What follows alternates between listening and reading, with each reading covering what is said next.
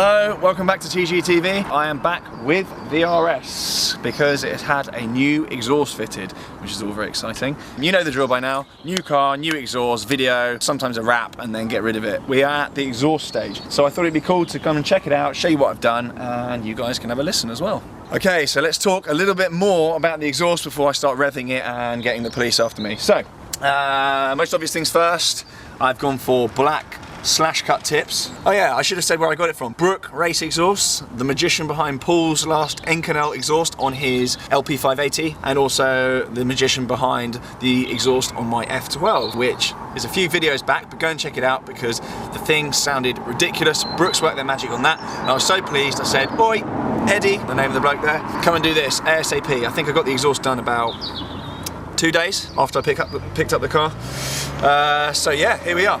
Tips. I've gone for kind of a slash cut design, much like the original ones, which I'll get out in a second. There's 100mm tips on these ones. It's 90mm from standard, so a little bit wider bore than the standard tips. Speaking of bore, we'll get some shots underneath it there, but basically what I've gone for is I've replaced the back boxes, much in the same way as Sharkworks would do, if anyone's familiar with the Sharkworks setup. It's essentially what Sharkworks do, but without waiting for them to deliver it from America, and kind of more bespoke to what I want. This is a one-off system, but Eddie will, at Brook Race Exhaust, will be making more if people want them. So there we go. Now let's come around the front because I'm going to get out the standard box that was in the car.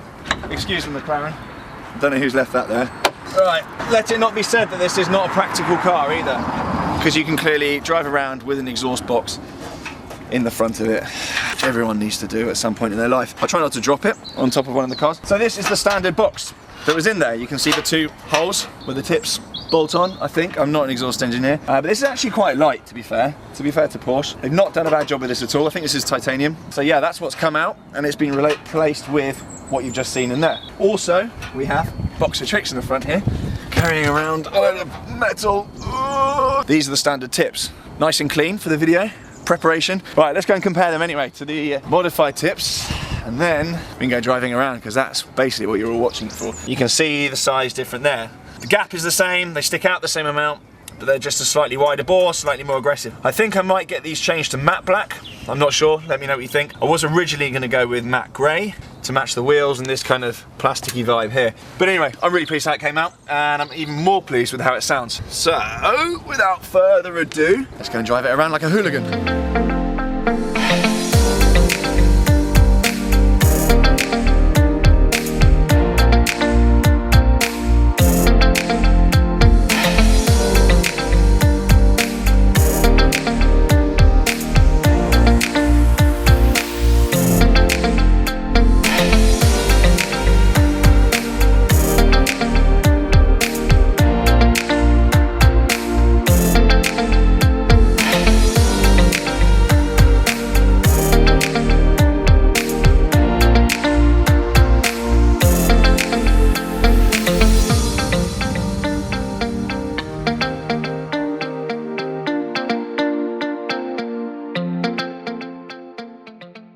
Okay, so what did I want from the exhaust? Like with the F12, I wanted something that I could get in and drive around in town without my ears bleeding, without my kind of organs rattling, and without it being too stupid all of the time. So I said to Eddie at Brook Race Exhaust, I said, "Oi, Eddie, I want something that's not too antisocial all of the time, something that I can live with, and also something that when I want it to be antisocial, it is pretty unpleasant and it upsets people." So he said, "Yep, gotcha, I know what you're on about."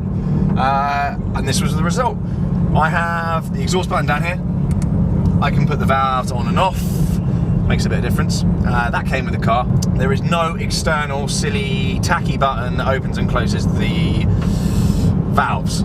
It is the stock one that I use. So in automatic mode and all the settings in kind of pleasant is actually quite nice to live with. You can put it around town, you're not bothering that many people, but when you want it to be antisocial, you can whack it in manual, you can put the exhaust valve thing open, and I was about to say put your foot down, but some Burke's just gone in front of me. Wait for it. Christ. That's with the windows shut.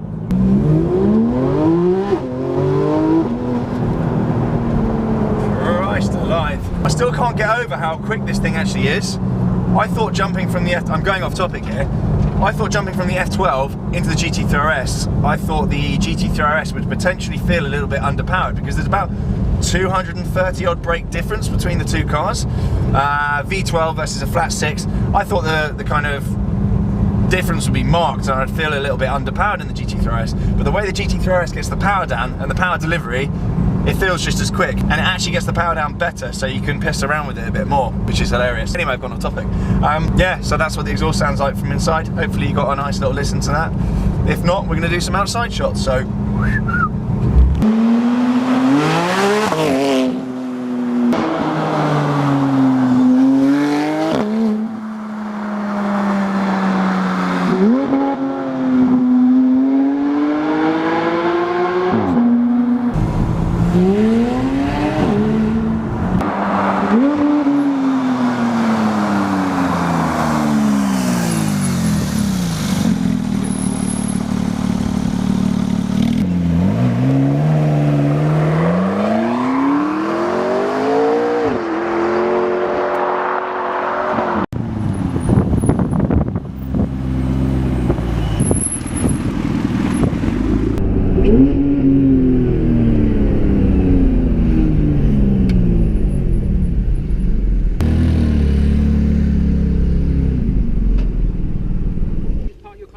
You're a pain in the arse. I'll